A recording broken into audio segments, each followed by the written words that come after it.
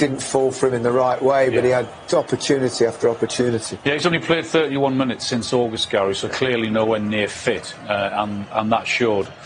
It can't all be put down to him, their elimination. They can only look at themselves and blame themselves, because Belgium have been miles off from where they were 4 years ago to where they are now.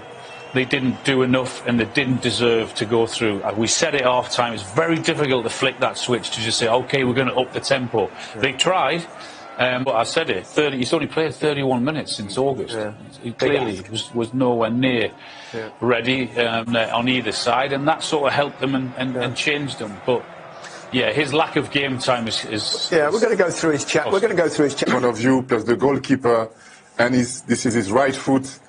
And the way his body is towards the goal, I mean, it's very difficult for him to turn, twist, and then score that goal.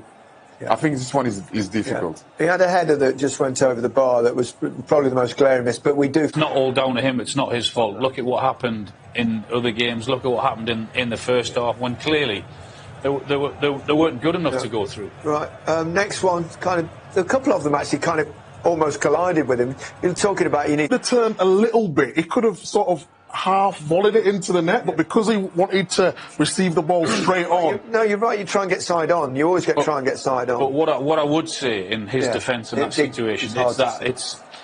You know how it's like when you're match fit. If you've not played any football, it's really, really difficult to get in the rhythm of the game. So you are going to be flat-footed. Next one. It's remarkable, isn't it? In such a short space of time. Frustration. Absolute frustration. Absolute frustration. I think he's frustrated not only in the goals, I think, that he missed. Well, Roberto Martinez's contract ends at the end of this World Cup, which is now the end for him. Let's hear from him. Yeah, well, he did put up a spade, but he said he can hold their heads up high. But I'm not sure with the fallouts and all that, they probably can they, realistically? No, they've been really poor. I get what he's trying to say, and I know how difficult it was, because he couldn't retire all of those experienced players coming into this World Cup. He had to involve them because of what they've achieved and what they've done for Belgium. So he knows that this was going to be the last tournament for several of them. It was just a tournament too much for them. So would you have played some of the younger players in this tournament? Well, clearly he should have. And I mean, he says he's got no regrets. I'm sure he has. But they didn't deserve to go through.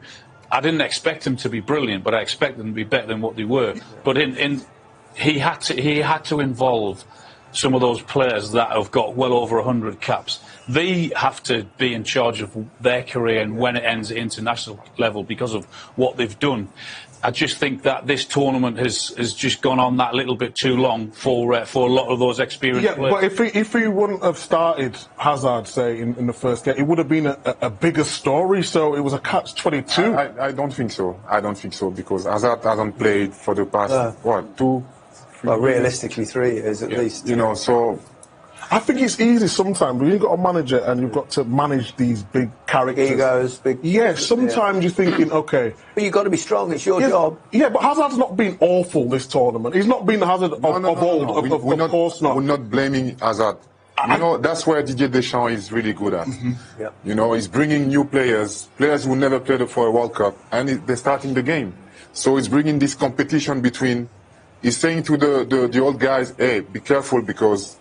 You know, this guy can be there. He can start. Look at Varane.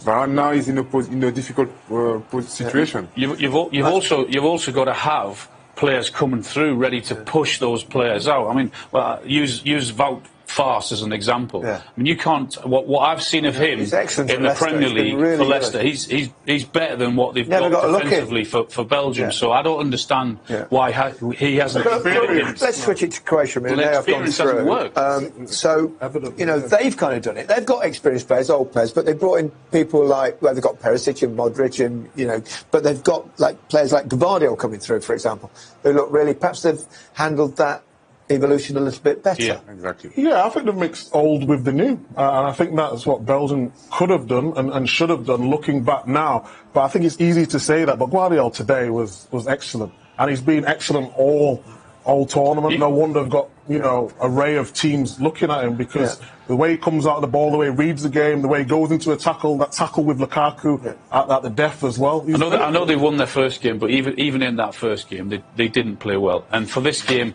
it was 15 or 20 minutes where we said, okay, we're on the way out here. We've suddenly, all of a sudden, got to get some energy from somewhere. And that occurred. So that tells you there has to be a problem within that squad, and it's been pretty obvious what it is. Well, one team have made it through. They've done it with 7 points too. Is Morocco. Excellent performance from them. Let's see how they did it.